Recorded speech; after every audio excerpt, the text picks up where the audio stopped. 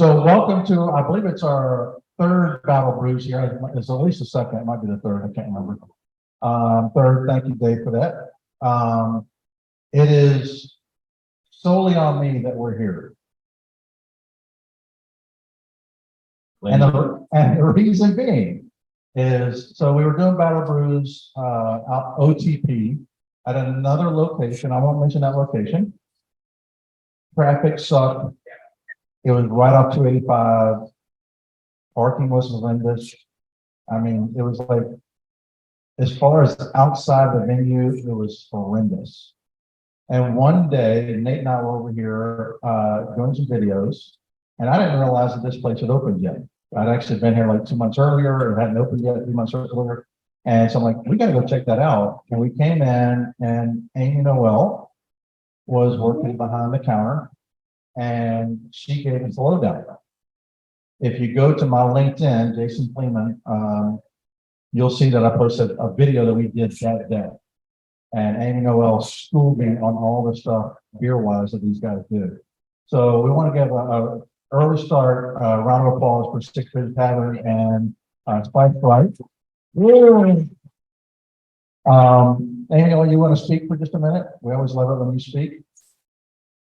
So this should be fun. Oh, We have bourbon yet?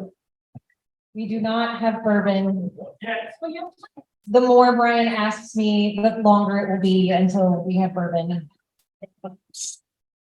So part of the reason that I invited, well, I didn't invite Brian.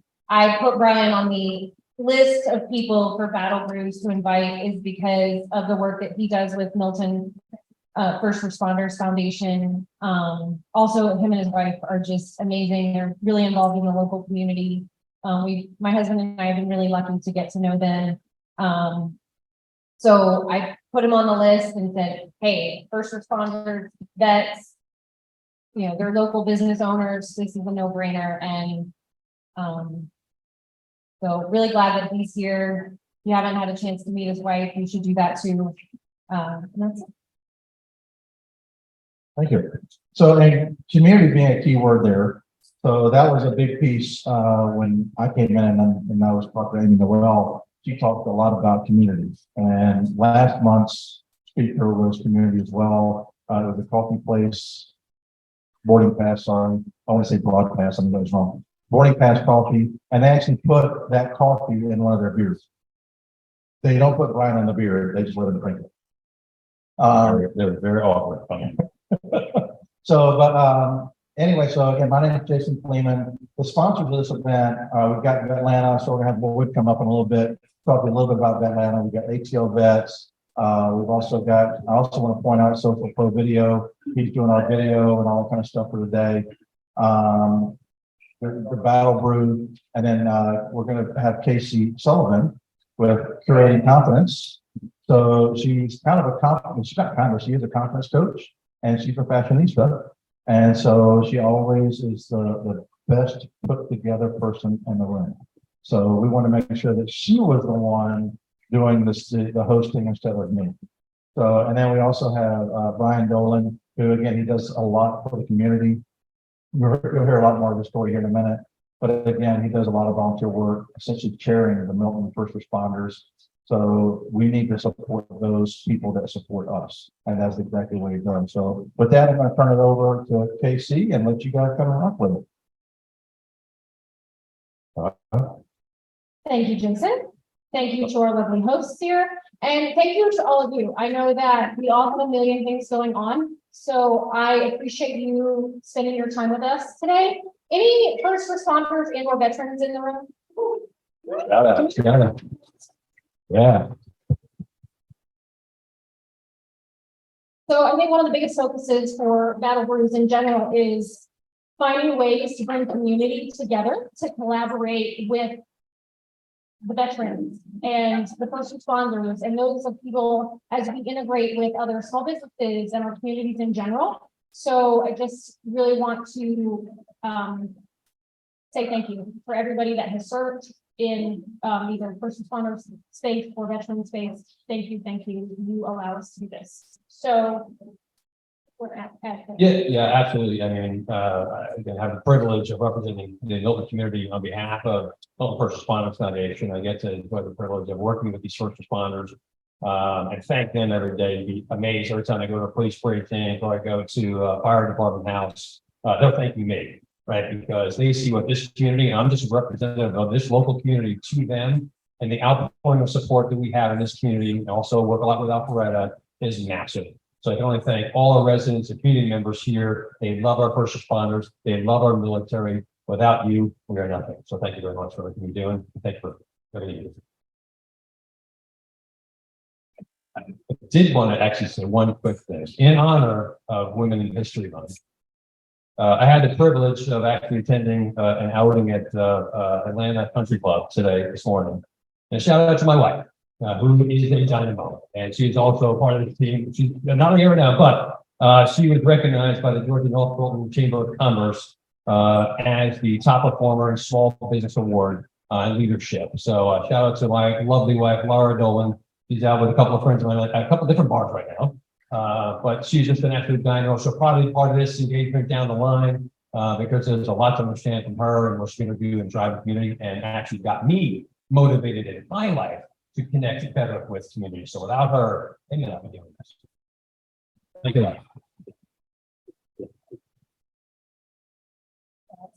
So love it.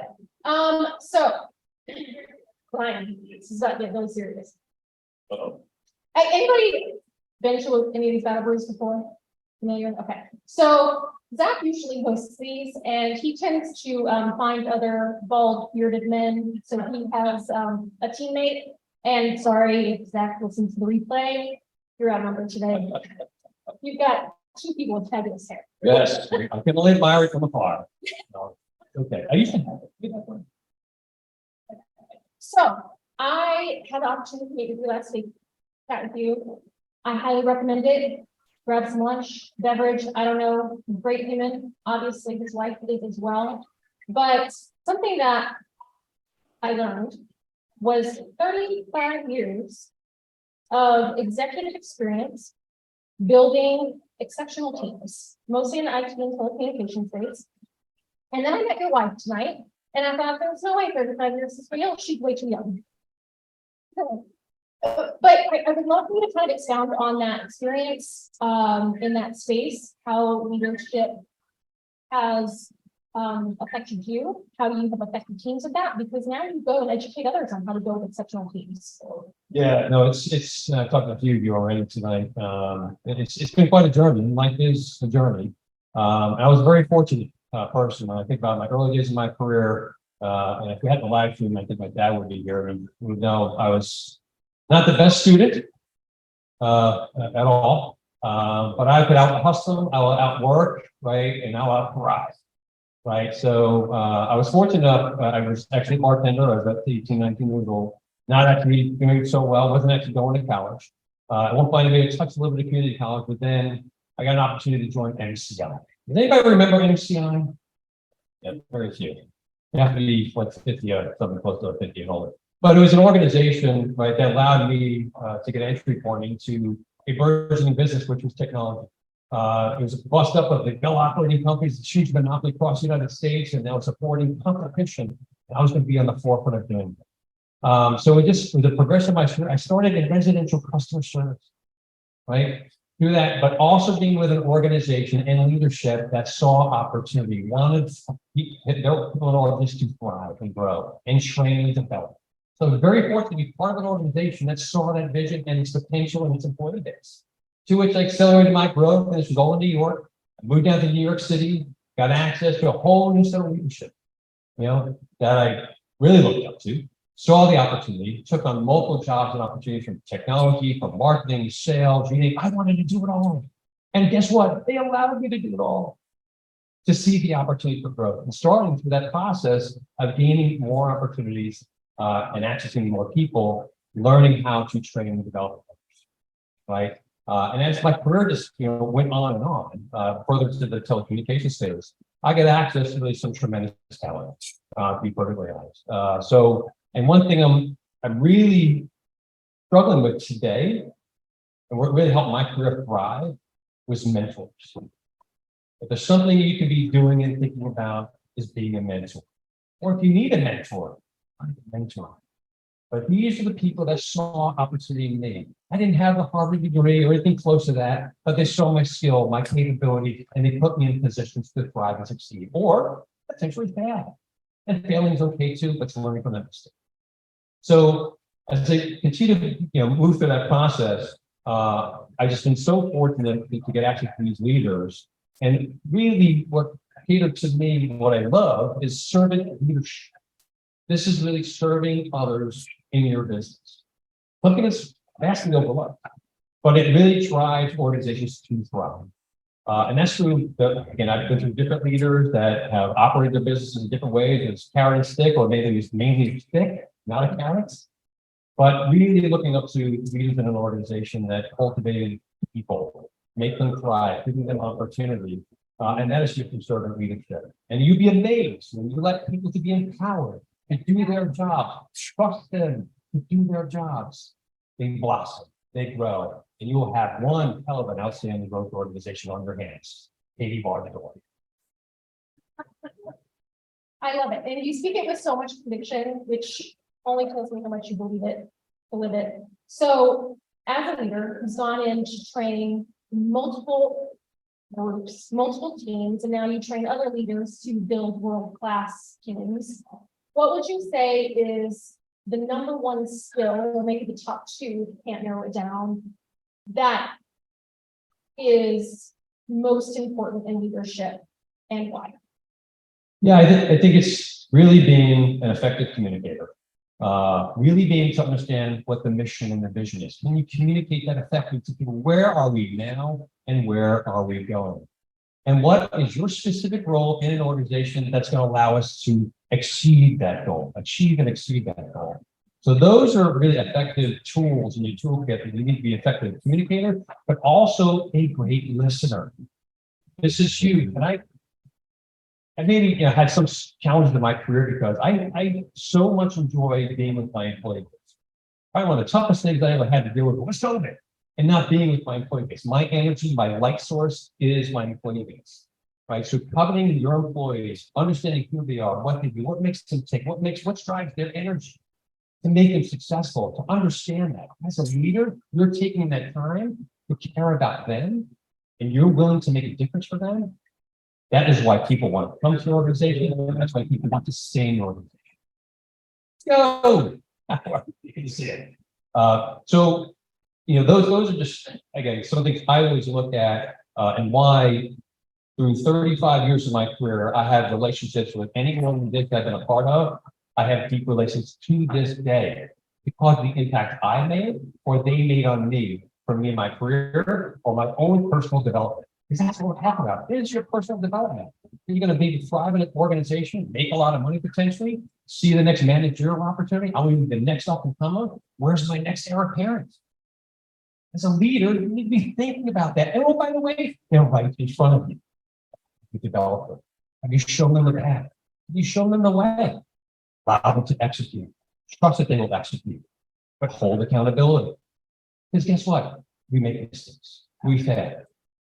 A true leader doesn't try an employee, but actually use that as an example for growth.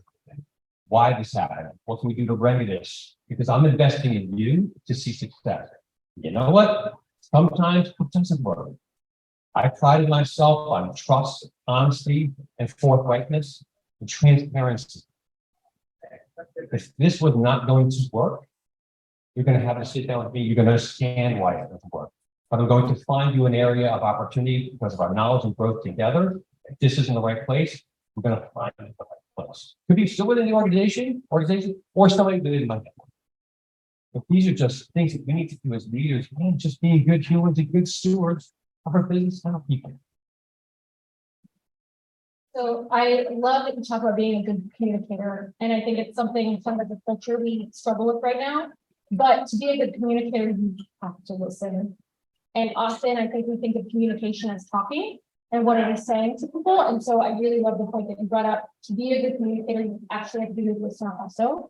So I really appreciate that.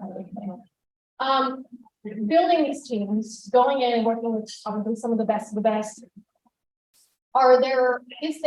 is still that you think is lacking the most that you see? That's something that as a whole, we could be working on with our employees or our, even our families, like if you think from a leadership role, like how are you training and educating your kids to be a leader and grow? What would you say would be the lacking skill that we could overlook the most that we could work on? Yeah, I think I use this word a lot, even in my own personal life when I'm talking to others, talking to first responders or anybody, employees, but having a sense of curiosity. Right? I want people to have a sense of curiosity. There is no bad question. The only bad question is the one that's never asked. Right? How many of us have been in meetings like, this cat's talking about, but I got a question, I got an issue here I want to raise, and sometimes we just don't raise our hand. So sometimes having that curiosity, having that boldness, put yourself maybe in an uncomfortable situation to ask that key question. I guarantee you, somebody else in that room has a similar question. They need an answer. They are looking for a solution. So it's always fostering a level of curiosity that I afforded my organization. Any of my employees say, well, why do we do it this way? Right? What's the benefit if we don't do it this way? What's the benefit if we do it this way? Well, why do the things that you're doing benefit me or don't benefit? So just allowing people an entry to the window to what's actually taking place, but also letting them know they can affect the change in the organization. They are a critical portion of this wheel that's going around. And without them continually working through that, having a level of curiosity, keep pecking and changing and challenging, we're never going to get better. So you've got to introduce the people in your organization to really think and deeply and look at the organization and have a sense of curiosity for what's next. That's a lot of fun, by the way. What's next? Where can I go? So being that I work in the confidence space, I'm curious what you see, what drives some of those weaknesses? Is it does lack of confidence in self or in team affect some of those things? Do you see any of that overlap in how people show up in the organizations or for themselves? Yeah, I think some of the challenge is, are they giving that opportunity? Like so many times organizations, especially now when COVID, everyone got so remote, right? You're now at a Zoom call, you're a Teams call, and the disenfranchisement that's taken place from that perspective has, I think, been absolutely palpable.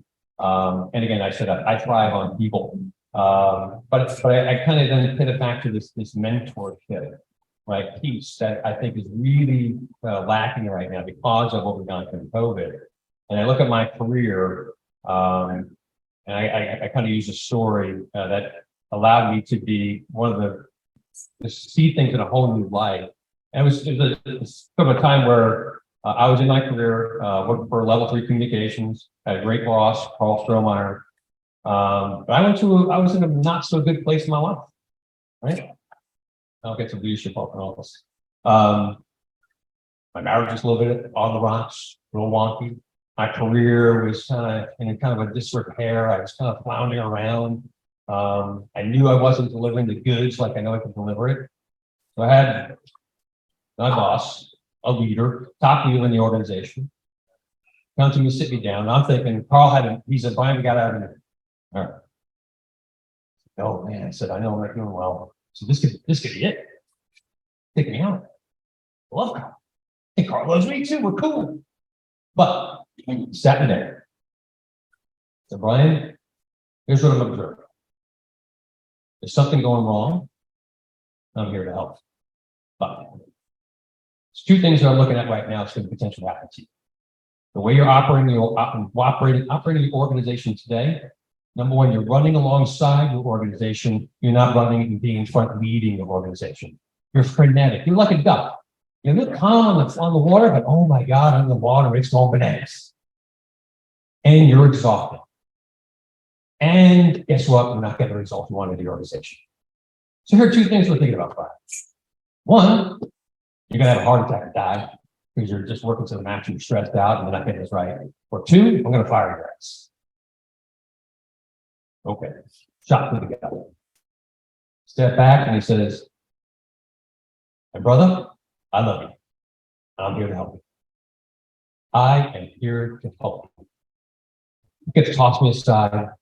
There's somebody right behind me that could have taken my job. He took the time to recognize who I was, what I was capable of, knew the pain I was in, not only from a business perspective, but also from a personal perspective. And that leader took the time to say, how can I help you? Say those words to anybody in the organization. Who's going to say no? Anybody. You see something in me that you can help me? Bring it on. He become someone in my life that made critical decisions, to which still a mentor to me. I allowed him to, when after 30 years in telecommunications, I called him up with another opportunity to go into IT consulting around the Microsoft space with people I kind of knew. I called him up personally to say, I got offered this opportunity. It's with Jeff Tench, whom he knows. I said, Carl, what should I do? I'm not a risk taker. I've never really been a corporate risk taker, right? Making good money, okay. But all this time, so he said, Brian, take the job. You're gonna be signing up and working with a leader that I think is the smartest person I have ever met. Do it. I was driving from Alabama back to Atlanta, dropped my ass here in Atlanta, called my business. I said, I'm making a shift. I'm moving on to another opportunity. To which it became the most financially successful thing for me and my family. And I can't thank Carl enough to see what he did almost 10 years ago. How can I help you? How can I help you? He took that time, saw something in me, stayed and created a relationship with me, bonded relationship with me, became a confidant, to which allowed me to develop an opportunity in my career that I could have missed. But fortunately, I didn't. I took his advice because he saw something in me, see something in everyone who was. Phenomenal. I have lived under the last several years idea that find a mentor, work alongside with somebody at the same place as you, and mentor somebody else. And I think that's huge. Take the time to seek mentorship, take the time to mentor others, and our community just grows. So I think that's phenomenal. Thank you. So I want to shift gears a little bit here because we talked a lot about your corporate background and what makes you a phenomenal leader and training other leaders. But now you're in a whole different space. What was that pivotal moment where you're having all this financial success? You're doing these amazing things in this space with Microsoft. And what was the shift for you to now you're sharing a nonprofit, essentially? No, great question. Yeah, so one thing you also need to realize is life is the balance, right? Those it's marriage and all things go on in your life, but it's a balance of work and community. And really what I found myself some years ago is, really looking at my career and actually having a conversation with somebody saying, gee, Brian, you seem to want to work a lot. And they said, well, when you hit the pearly gates, what's the epitaph on your tombstone? You want to be able to look at this guy, what a hell of an employee. That would kind of suck. So, that's kind of a link for that. But it was kind of a non-personal little comment, but kind of funny, but I really took a step back. And I said, I'm really not connected to my community. I'm so devoted to work, driven that way. But I don't give back to my community. So I'm actually disconnected in that portion of my life. And here's my wife doing massive things, and Cystic Fibrosis Foundation, we're part of all these great things, but I was actually kind of a bystander. I really wasn't engaged. I'd go to the events, have my cocktails, talk a few things with a few people, have some fun, but I really wasn't helping. I was a bystander. So this really afforded opportunity for another person in my life, another mentor, is Ron Wallace. If any of you know Ron Wallace, who's the former executive UPS president, lives here in the city of Milton, does a lot, owns a blind dog right down the road. I was fortunate to become friends with him. And he too, after his career at UPS, was a first responder for the city of Alpharetta. So he said, hey, I know what you do in the business, Brian. Here you maybe look for some community connection. Well, I got an opportunity for you. I need you to help fix something. Here we go, talk about the Milton First Responders Foundation. An organization that started a number of years ago, kind of went defunct. got rehired. Come on, guys. You're gonna be talking next, so. So his organization started up, kind of fell into disarray, and we were kind of getting it rehydrated and needed new leadership because I think you're gonna be the great person for this to run about the correspondence better. I kind of said, well, great, that's directly run the community. By the way, my dad is a retired NYPD police officer in the South Bronx. So I grew up in the Bronx. Go Yankees, right? Wow. I guess not. I'm in the wrong town for that comment, eh? All right, still a Bronx farmer, man. Sorry.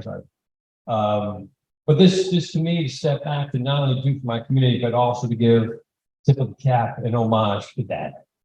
I never became a police officer, not that he forced me into it or wanted me to be a police officer, but he showed me what he has done in the community of the South Bronx, but also spent about close to 15 years running the police athletically for all the 5 boroughs of New York City.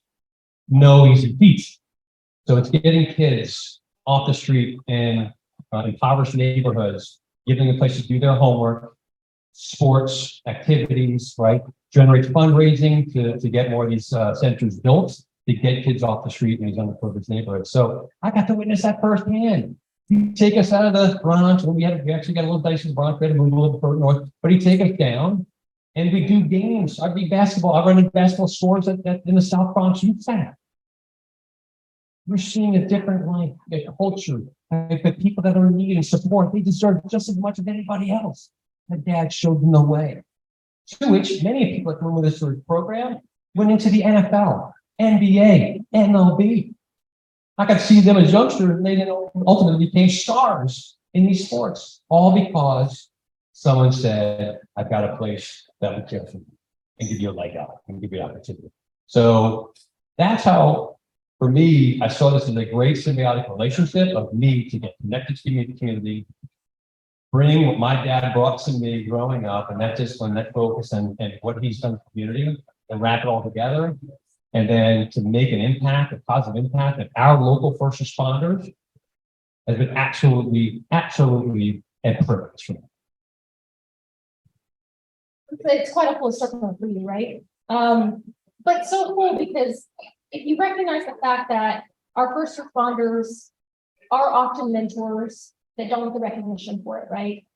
They're often the people that take the brunt of everything just in the role that they are in. And yet people are looking at them, watching them, and utilizing them as mentors, whether they're engaged or not.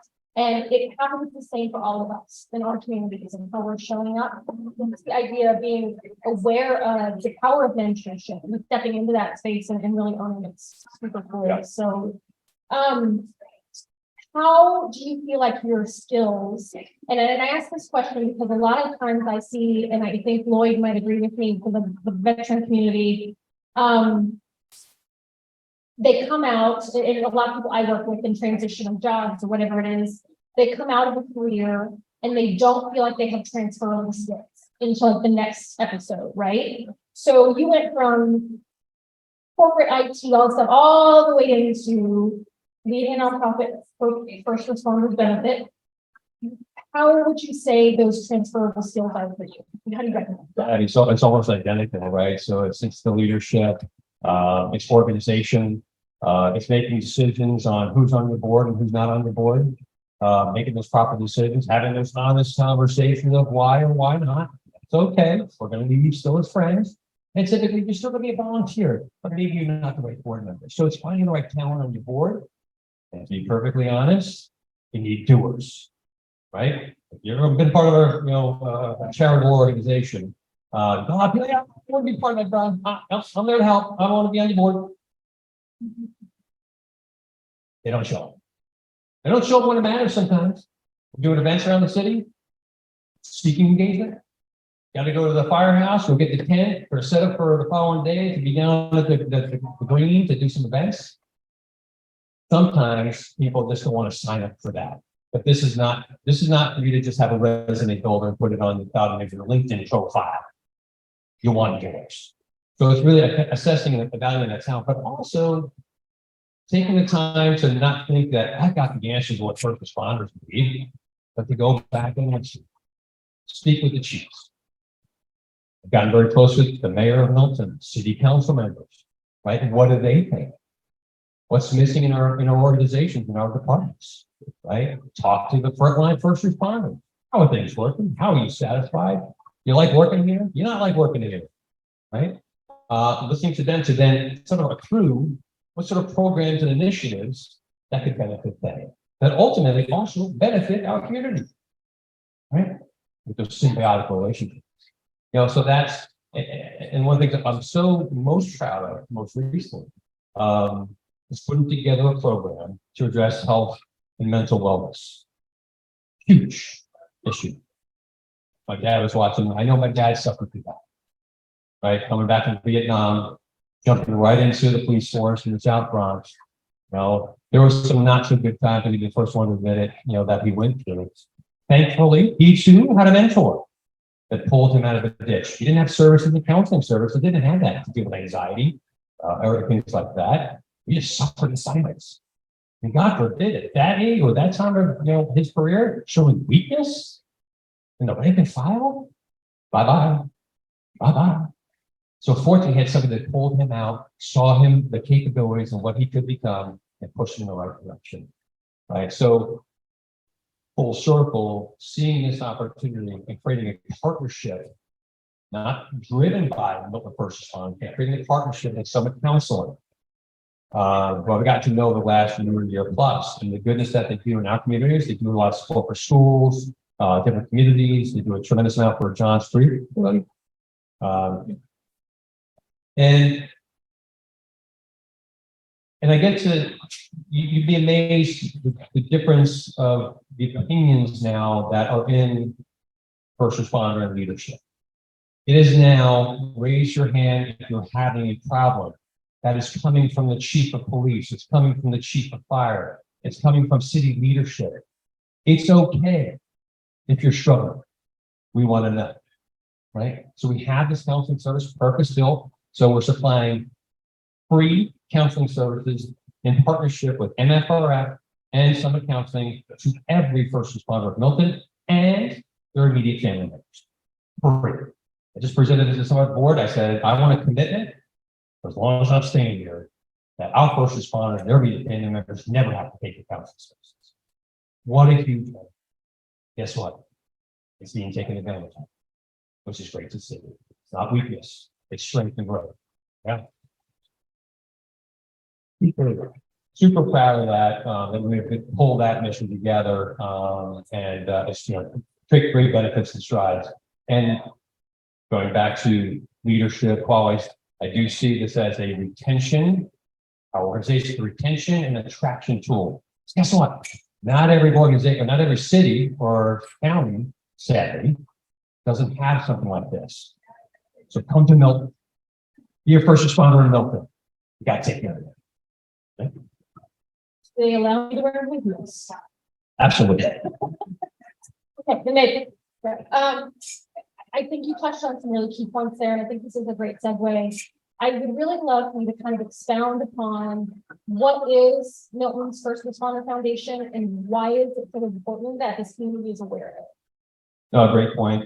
Sometimes you don't get this message out often enough, but our main remit as an organization is to be there for our first responders and their families in their time of crisis and need. God forbid, and I can honestly hate saying this, God forbid they're hurt or killed in line of duty. That's our main responsibility of the foundation to support those families when they're needed most and get them through that transition. So financially, we know that becomes a big burden in a situation like that, because we're there to support them through that time. But we supply other capabilities, right? If they're not getting supplied specific training and apparatus from the city of Milton, I'm not faulting city of Milton, it may not be in the budget cycle, but they may need something now, or they see a need, they can approach the organization for a grant request, right? Which we review as a board almost within 24 hours and deliver a response in about 28 hours. So they're going to know quickly if they've got us to do the funding to support that and go procure said training and or equipment. We support the Alive at 25 program. Have anybody got a speeding ticket or maybe a little accident fender bender around here?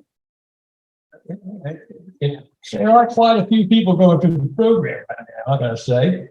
But this is a program that allows citizens of Milton or even Alpharetta, that we support, from NFRF, that if you do get to a traffic infraction or a slight accident, that you may be getting points on your license or insurance bump or issue there. You can go through this program to get charges reduced by the judge, points if you drop the license potentially, and also reduced cost of the ticket. Right, so it's a slight program. So that's another thing. Another huge positive. We just got some great accolades from some of the fire department PD. We do continuing education grants. So as a foundation, once a year, we provide multiple individuals in fire and police. And if they're looking for continuing education for their own career development and personal growth and development, we'll actually support them with financial grants for scholarships. Right. Next we're working on fun thing. We're talking about rehydrating the K9 unit. Right. Cairo's been gone for a while. If you never knew Cairo, one hell of a German Shepherd bite your arm off. But Sunset and Cairo, we've been without K9 unit for a time. And now we're actually getting behind Milton PD to actually go purchase the dog, get the dog trained, get the dog properly outfitted, a nice little NFL patch on the side of the dog. And also we've got an identified officer that ultimately becomes its family member. Right? This is not, people don't realize canines don't just get passed to officers because of the cute dog. It actually is dedicated to a police officer, and that is their commitment to that dog. It is now part of their family member. And the symbiotic relationship has to be there. When they call that command for life, get ready. That dog's biting. So just a few examples of some things that we're doing that just actually make a difference in their life, in the community. That's exciting. That's exciting. And I know you continue to look for opportunities because it all goes back to communicating and connecting, which is what you're doing. You're talking to the people in charge, you're talking to the people in need, and you're facilitating what needs to happen. Yeah. Really. Can we solve that problem? And also make sure, is it a city related matter versus more of a community related matter that we can affect that change? And maybe it's a combination of both. But that's why I also have the great connections and leadership connections within the city of Milton, City Council, the mayor, et cetera, to let them also know why does it? Sometimes it may not know. It may just get a request from the chief to say we need this thing. I may be add a little more color and context because I'm down in the front line talking with men and ladies on the front line. So now that you're on the front line of getting funding, whether that be from donations or grants, getting volunteers, those kinds of things. You kind of touched on this a little bit earlier. You knew what it was like to be a good citizen, but you were kind of a bystander in it. I saw your wife doing it, but you showed up. And I think myself, I can only speak for myself, but I think a lot of people we get busy in our lives, right? We get busy in our lives. Maybe our dollars don't stretch as far as we want. So we don't get involved in the things. We don't donate to the things. What is something, but I think education on that is super important, and educating our little ones that these things are important and getting them active in the community. What would you say would be something that we can take home to, share with our friends, share with the people around us, share with our circle, our family, whatever that is, to stress the importance of how can we show them be a help if we're busy, if our budgets aren't big enough, like what are those things? Yeah, great question. Yeah, I mean, it's honestly what you're going to get out of it. Being involved, getting involved. Sometimes it's the hardest starting point. Where do I start? Where do I go? Right? I'm going to be uncomfortable. Yeah. Okay, but let me tell you, the relationships I've been able to foster and develop, I would never have if I had not gotten involved in charitable work, right? Nonprofit work. You get called upon by other, like when Amy Noel. He knows what you do, gets involved in other things, right? So with that is, to me, is the relationship you get out of it that actually leads you to other opportunities. And that's what you need to understand, because you're giving, people see that you're giving. People may want to, look at you and say, if you need some help, you want an opportunity, I've got areas of opportunity for you, opportunities for growth. It's just by creating a network and creating a connection. And then you're benefiting the community. Oh, by the way, yeah, you're all the way with a paycheck. But I'm telling you, feel real damn good. And honestly, I prefer that many times over actually a paycheck, because You're making an impact. You're seeing that smile on the face. You made a difference. You're getting an email saying, without you, I cannot got to school. You got our backs. We've been feeling down and low. PD, this community, we got your back. Just say things. So for me, the fun, you just get back in the organization, notwithstanding the deep networking relationships. I mean, so this started with MFOF, right? Now, fortunately, to retire about April last year. I'm now part of Family First Villages, which has been trying to build local community for challenged young adults, right? Why? Because I have skills in organizing a foundation and a board and trying to figure out what solutions to the problem we need to bring to bear and how we have great board members to go do that with, but also to create partnership in the community that actually are supporting these areas just in the same light that they need an extra accelerant, or we need the accelerant partnership to happen. Right? We've been involved with Cystic Fibrosis Foundation for 15 years. Mainly due to a personal relationship, my wife and I have experience from folks we knew up in New York that lost a daughter to CF. We got involved. We wanted to make a damn difference. So guess what? In my lifetime, in our lifetime, I guarantee you we're going to have a cure for cystic fibrosis. The longevity of lives for children, when I first started this, could barely make it to 25. They're now living into their 40s and 50s. And going on beyond that. Due to the advances we made with Trikafta and other drugs and working with partnership with other drug firms that actually gave a damn, about helping out, because there's not a lot of money in CF. There's not a tremendous amount of impact, but they saw an opportunity to make an impact themselves, created that partnership on making massive strides. Right? We're now involved with ALS. Good buddy of mine, John Driscoll Hopkins of the Zack Brown Band. You may have seen it. It's been out there on the press quite a bit. We were fortunate enough through all the other things my wife and I do to get him as a friend. He saw what we do, and he was, I want to help you. I run concerts down on the green. Next one's coming up April 22nd, by the way. So come on down. I got enough giveaways in. But he saw it. He was, I want to perform at your concert to support your first responder. Okay. Now we've become close friends, family together. He has now been diagnosed with ALS. Guess what? Guess what me and my wife said? We're up for the fight for ALS. We're on the committee. We're supporting. We're going to raise money. We're going to knock the crap out of this disease. There's not enough that's been done, and let's try to make a damn difference. Right? And support that family. Because I'm telling you, grace, hope, and faith are the donors. That's a good start to get us to go find a cure and really rally this cause to go find a cure for this disease. But these are the things, if you're sitting on the sidelines, you can't make an impact. Step in, lean in to whatever. The starting place. And it may not be the right fit for now, but I guarantee you down the line, something will come to light. And you'll get a connection with somebody else that says, hey, I know what you've done over there. I need you over here. And becomes, they tell two friends and so on, like great commercial, right? And it just becomes a person of life. And you're giving to yourself, and your family gets to see that, and kids get to see that. They're not immune to getting involved either, right? We just had, our daughter Carly up for our cystic fibrosis event at Maris Bank Amphitheater. 1,500 people showed up. But she gets to then volunteer at these events and make a contribution and support, just like we do. But we're setting the right example. Something you're passionate about, get involved. So before we jump into any Q&A, if anybody has any follow-up questions for us, tell this beautiful room how they specifically can help you right now.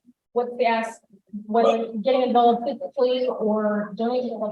Yeah, look, I mean, anything we're involved in, specifically really around the First Responders Foundation, always looking for donations. We're a nonprofit organization. Nobody draws salary. We're all Milton volunteers as a board. We got extension of different volunteers out there. So if you're looking to volunteer, have, get engaged, at least learn about the organization, come on up. Let me know if you're interested. Happy to do that. If you want to do a donation, First Responders Foundation, happy to do that. It goes to so many great causes that just called out, and many more to come. You want to go to the concert? Sports come out to the concert. Got information right here. Come on out, have a good time. I got a yacht club band that's going to come out there, rock the house. Got Old Blind Dog's going to be there doing bar service. We got Spike Stripe that's going to be doing the food here for General Motion. Got Trey Luna, right? Another rest. These are all connections that we're making. If I sat in my house, have a nice cold one, watching golf or the next game, I would know these lovely people. I would know you lovely people and all these people around this community. How lucky am I? How lucky can you be? It's just time to get going. Jason, would you like to facilitate some Q and A if anybody has something they'd like to follow up or ask anything specific on? Thank you. So I want to go ahead and preface this with whoever has the best question. Brian has brought a bottle of bourbon to donate to you guys.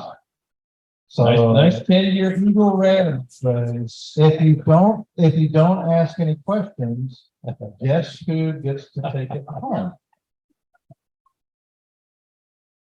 So before I throw it out to you guys, so correct me if I'm wrong, you're saying if I got a speeding ticket in Milton, I can pay to have that down. Go through a training program for a day or part of a day. Then you get signed up. If you can pass, Okay, I got you. then we'll actually file that back to the judge, not me personally, but the police department runs that and they'll submit that to the judge. Did you actually get that directive from the judge in your speeding ticket? If you take the class, you need to point to this. All right, so knowing that money goes to a good cause, you know where I'm going with this, don't you? Can I write that shit up on taxes? I want to get a speeding ticket. We have a nice, So write it up on taxes. we have a nice financial advisor right now, so maybe. There you go. Guidance There you go. on, and just don't, and just don't go speeding. I gotta go speeding something here yet. I don't know. I haven't been pulled over yet. Now, by the way, who else would rather get a speeding ticket in Milton than anywhere else? I mean, if I knew I could get a speeding ticket in Milton and it go to a good cause versus having to pay a lot of money in Atlanta, I'm gonna do that. Yeah, okay.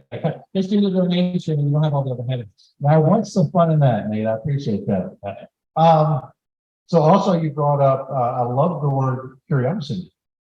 So I do a lot of volunteering with children, especially in reducing juvenile recidivism. And curiosity is wonderful with kids. What happens as we get older? Holy crap. So I agree. I can only call out because I suffered from it myself. As I tried to move my career up, I was in larger meetings. I'm sitting across the table from chief executive, JP Morgan. Who the hell am I? You're sitting across the table from CEO JP Morgan, right? Shut your mouth. Don't screw it up. Be nice, right? But you got to be curious, right? Just it's something as simple as how's the family? How many kids you have in the family? Right? Well, I got Sally, I got so and so. It diffuses a situation so quickly. And guess what? People love to talk about themselves. So guess what? Your job is to get them to talk about themselves. And just being curious and sharing stories. We all love stories. Share your story. well, I'm taking one more step. I always, when I'm asking someone essentially for something, I preface it with, you can say no. I want to ask because you don't know what the answer is going to be until you ask it. So, and a lot of times they'll say, I appreciate you saying that you can accept a no. And I get no quite a bit. That's why I'm still single. But exactly. All right. So curiosity being a big piece of this and a part of this. And again, you get a chance of this winning this surprise bourbon in here. What questions do we have out there that you guys have for Brian? Oh my gosh, Amy's already going to ask one. Amy, I love the bourbon. What's the best question you ever asked and what was the answer? Hey, I need to think about that one for a while. She really wants that bourbon. Yeah. Holy crap. You're going to put that in the next beer that we're going to do? Bourbon beer. This is the first time I'm really sure. So many, looking back at so many years, right? So many different circumstances. You can always pick one that Casey was asking. No, that's still other than months. Okay. I go, if I look back and some of those critical points of my career, do I even have a job, Carl? Right? Things like that. These are things that this is the people in my career, or honestly, asking for the job. Right? being forthright, of really wanting to have a job, right? Do I have a job? Do I have the opportunity to go and proceed? So, and again, I think part of it is getting questions, but also asking the right questions, looking at those mentors, helping make some of those decisions in a thoughtful way. And I don't feel like I'm alone in making a decision. And I'm getting somebody in my ecosystem and mentor group that actually has experience to give me some sage advice and guidance. So again, as I always say, it's the worst question one that I ask. So always ask the question, right? And again, and you can say no. That's okay too. Giving people the opportunity, but it's giving people the opportunity to respond and interact together. All right, who else? Tucker, you got somebody?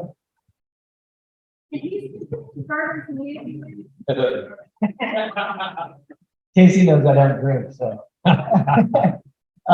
So question, so we talk a lot about getting involved, making impacts, and I love that, right? Being semi-retired, getting involved, maybe a little bit easier, right? Since you don't have maybe a full-time thing you're doing. What's kind of the advice for the group in different stages of life that we're in to be able to get involved, balance everything? How have you done that throughout your career? And what advice would you be there? Yeah, it's really not trying to overcommit yourself, right? Sometimes you may come into any situation or trying to join a nonprofit and it's like, I can do all these great things. But in reality, maybe you can't at that current time. So it's being honest and forthright, having a level of transparency and what do you need now? Here's what I can actually give to you now. Here's what I think will give you more later, right? And also, it's okay that maybe I'm going to evaluate the organization to make sure that it meets my standards of expectations of what we're actually accomplishing as an organization. Because again, you get told a nice story about a foundation, but talk about the 9/11 Foundation, things like that. You want to expect those things. There's a lot of organizations that are out there. Are they doing the right work? Is the money going to the right place? To make sure my time is going to be valued and I can give that amount of time back. So it's just really having a thoughtful conversation with the board. And then if it's not the right time at that point in time, I'm going to come back later. But it's just really just understanding where you are in your life cycle, what time you can commit, and be actually committed to doing that time. The one thing as a leader of an organization, when I have somebody committed to say, yes, I'm going to go do that, and they don't do that, I got to go do it. Yeah. It kind of sets a bad wonky culture in the foundation. And honestly, what's happened is you have the doers, and then you have some people that are the non-doers potentially, and there becomes a level of dissatisfaction. Hey, Brian, why aren't you holding them more accountable? Why aren't they doing it? And now you're in a foundation, people get what I've been paid. There's a balance of discussion that you need to broach with people that you're not maybe carrying your side of the load. And is there something wrong that we can remedy? Because I need to count on you. This team needs to count on you. And if you can't execute, then we need to make a different decision. But we can't underperform expectations time and time again. It's just running an organization. You just got to hold them accountable, have the conversation, make the right decisions, right? And then ultimately, the time that you can exit the organization. Yeah, it's definitely a team thing. Oh, I mean, you have to be all in on the team. I joke that there is actually an I in team. It's in the a-hole. All right, any other questions? All right, Renata, what you got? So 12 months from now, where are you? What has happened? What do you see? Who's with you? What's going on? Oh, that's a great question. Yeah, look, these last 12 months, I think 12 months since I'm retired, dug a little bit deeper into some other organizations I'm lending my time to. Also, evaluating where is that going to go. And new priorities have cropped up, like Johns Hopkins and having Hop on a Cure Foundation. I had a chance to look that up. And can we commit more time to that? Which may mean I have to decrease time in other areas. And to be perfectly honest, I'm looking at other areas of opportunity. If there's another technology opportunity that I can lend a benefit to, I can really help organizations if they're acquisition integration work, talent evaluation, what's the right thing for the organization, when to make these decisions. Done a lot of that in my career. So maybe some level of additional consultancy on the side, because my wife says you got to try to earn some more money on the side, but not that. So I think that's kind of where I'm evaluating. And also, Traveling. I'll be honest with you, this year alone, a year and a half, Iceland, Ireland, French Alps, Paris, Geneva, Sonoma County, Chicago. It's been all over. I'm probably missing a few, right? And some of these are actually adventure tours. We actually work with an organization called Moto Tours, a woman-owned business here in the city of Milton. She's freaking phenomenal. They're curated tours that will test your physical strength and ability. But you're doing this in five-star class accommodations. So you're simply active exhaustion, but you're testing yourself. And you were actually going with other people. We go with 6 other couples, right? And we root each other on. We're like teammates, right? Now we're like, where's the next? Oh, it's Chile. We're gonna go to. Well, where's the next destination? We want to climb Kilimanjaro? Kilimanjaro? Are you freaking kidding me? We're actually having this conversation. It's real. There are so many things that you can push yourself, stay out of your comfort zone. Trust me, it's not easy to get out of the comfort zone. So this is just another great opportunity to spend time with friends, review opportunities, travel the world, learn through other cultures, what they value in life. Wow, that's been an eye-opener for me. We're a little crazy here in the United States. Fast, it's furious, it's money, it's job, it's this and that. It's crazy. Breathe. They take time for each other, with their families, what matters most, that's closest to you. Take care at home of this. So it's just been super privileged to just be able to do that.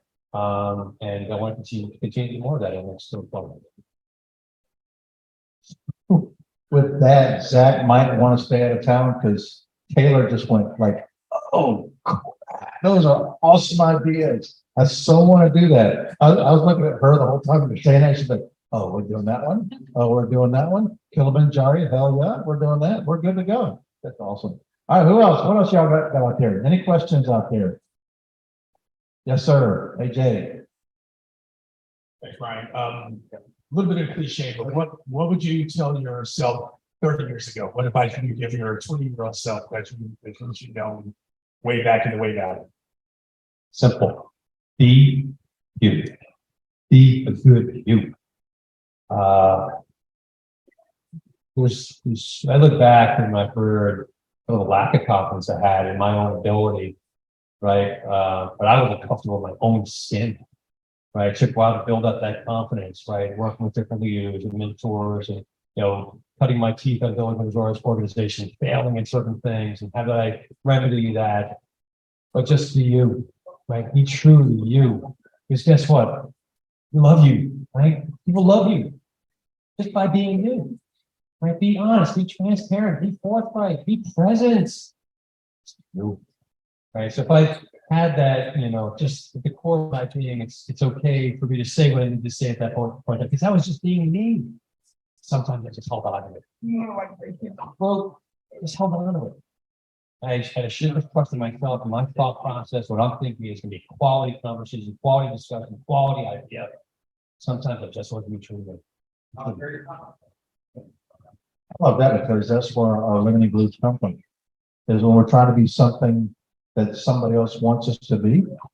That's where limiting beliefs come from. Yeah. And I actually, here's the one thing I would say, a pitfall to really avoid, as I valued my self-worth to what others thought of me. Yikes. Yikes. That was not a good place to be. Put me in some really bad spot, right? Talk about my marriage at the time, my career, right? That is a huge issue. So that's something you always need to be mindful of, right? Course correcting on that. All right, so we've got about either 4 or 5 people in the running for bourbon. 2 more questions. Who else? This guy's like, bourbon? I'll come up with something. What do you got? By the way, these questions that I asked, that gives me double, triple the points. So I really appreciate that. I am. Yep, so- Okay. So, quick side note. So as part of doing things in community, I also, so who has have Angel's Envy bourbon or rye? Yes, you know that. Angel's Envy rye or bourbon, okay? So through all this stuff that we do, I got to get introduced and become friends with Wes Henderson. the founder and owner of Angels and Bourbon, which, oh, by the way, he's now sold Bacardi for a fortune. But he too, a former firefighter, gives back to the community. Another vision of light in East Coast, Kentucky. But he comes down here from Kentucky and he travels the world talking bourbon. What an awesome job, by the way. Distilling and showing spirits. But he makes time and commitment to come back to this community time and time again. So again, you're getting access to the people you never think you would ever get access to and learn from them. Understand, I think that's the business. Right? How did you even get started? Right? So Brian, when I approached my dad for the seed money to start eating the bird, he said, throw your money in the toilet. Now his dad was a master distiller for Jack Daniels. Very successful brand, I might say. But again, these are the stories you get access to when you're engaged in community. And now they become friends for life. What could be better than that? All right, Dave, I know you want that bourbon, dude. You gotta have a question, man, Dave. At least one question, Dave. Come on. What you got? I'm not really sure it's much of a question, but you brought up stewardship and how Jason and I talked about being a mentor.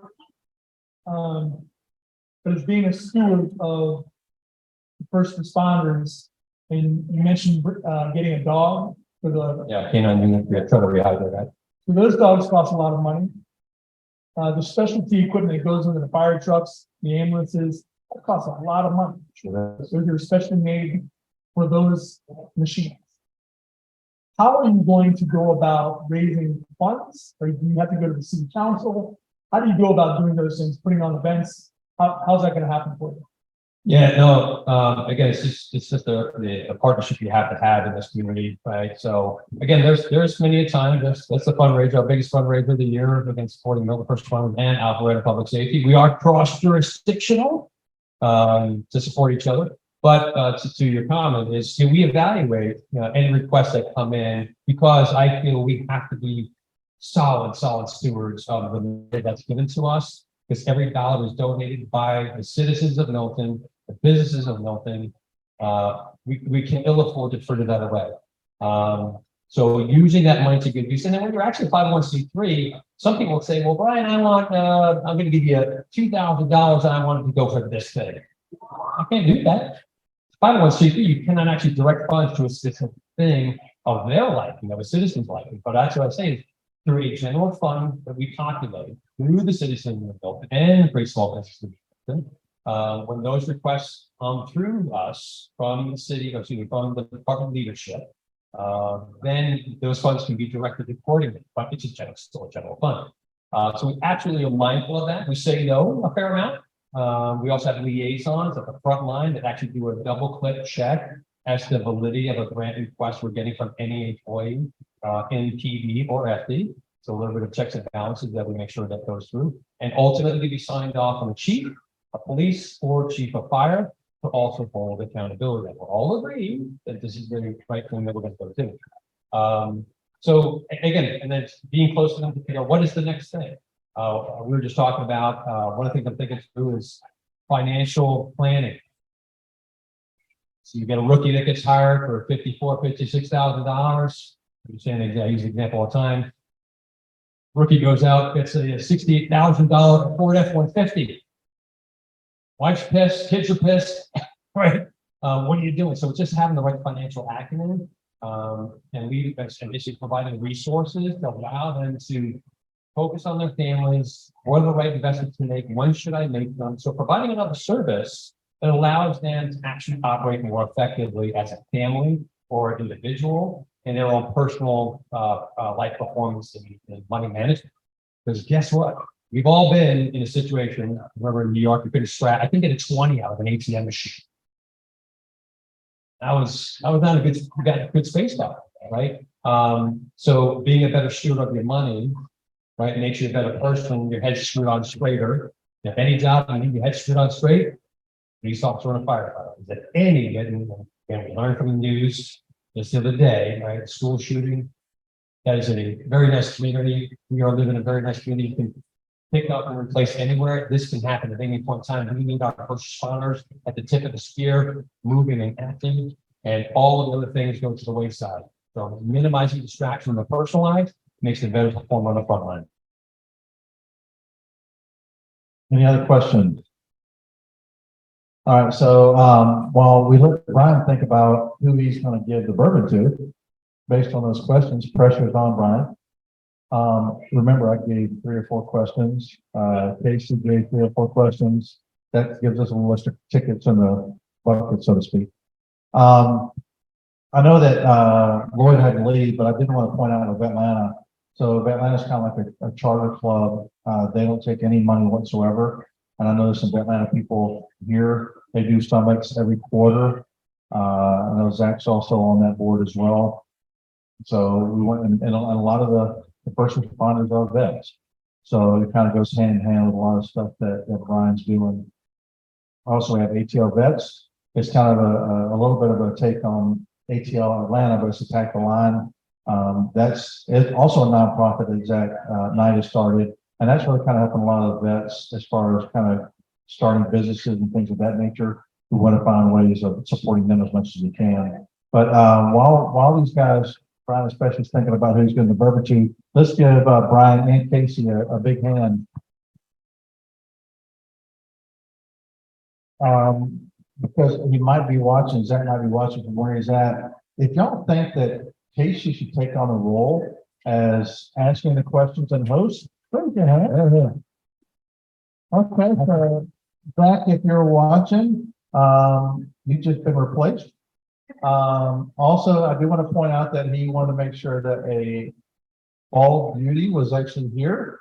I think that was more directed at me than it was at anybody. So, but also I want to point out, April 22nd, what is it, the Nashville Yacht Club? Yeah, Nashville Yacht Club band coming down from Nashville to entertain us right down here on the green. So if you've seen a little amphitheater down there, whole lot of dogs across the street. We close that whole section off and we put up some tents. We have a VIP section. We've got general admission. We got Spice Rice doing some food down for us. We got Trey Luna doing some food. Old Black Dog doing the bar service. Tickets $35 general admission, $120 for VIP. We do sponsorships as well. So there's different levels. I can give you that information as well. We get some more goodies associated with that. So I'm super excited about that. We've got a great production team that goes down there. We're got an LED wall putting up promotional information, showing off the logos, really showing off the band as well. So 8-piece band, horn section. You know, I know I'm a little bit older than some of you in this room, but 60s, 70s, 80s classic tunes. I think of it as like going in the car with my dad in the Skylark, going down the Jersey Shore. And those tunes are trying to put you songs and certain smells, right? Put you in a place, in a really good place. And some of those songs, man. And I've been in this real 60 spells? 60, well, yeah. Well, 60 spells, you gotta be careful. I got some of that back. Okay. Yeah. That's more than it. That's a 50s and up thing, I think.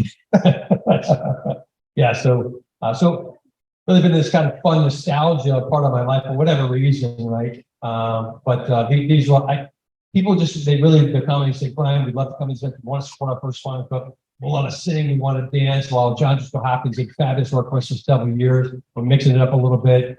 Have a little Drake on, spend some money at the silent auction, we're gonna raise some money for first responders, sing, dance, have a blast, and we're gonna do some really good work, really good support for the best people on the planet, our first responders, and of course, our military.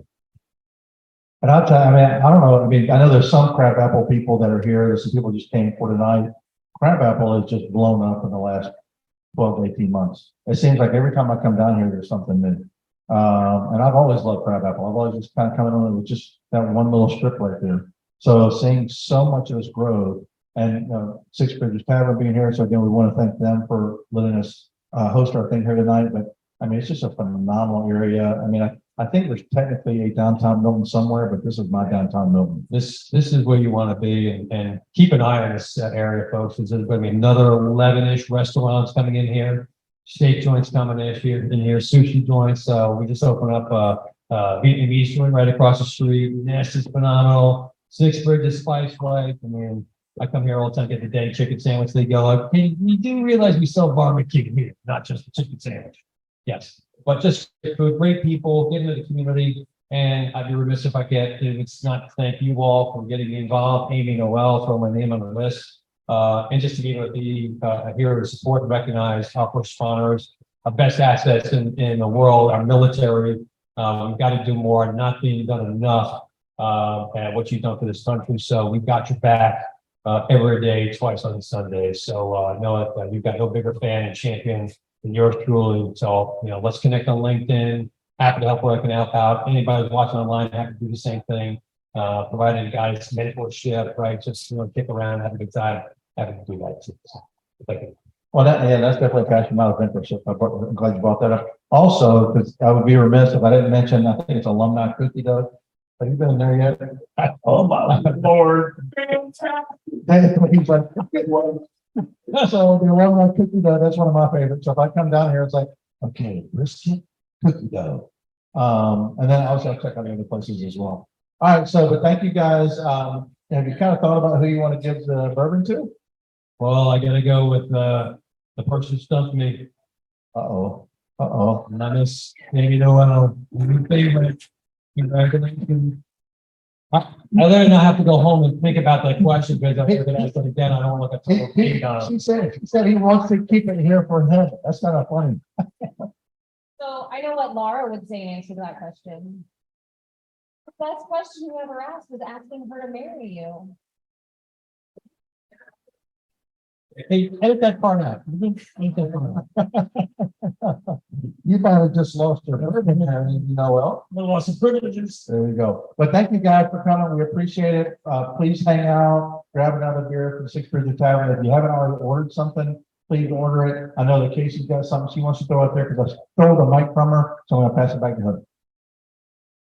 Okay, if this concert doesn't interest you or you're unavailable that day, they make great gifts. Buy tickets, give them to somebody else, donate, whatever it is. If you're limited by what it is, don't let that stop you. Get involved. Yeah, you got silent auction items from your business, so you want to, put a package together, you can do a silent auction item, anything and everything to raise a few dollars for first responders. All goes for a great reason, because you all do that. Thank you guys. Appreciate it.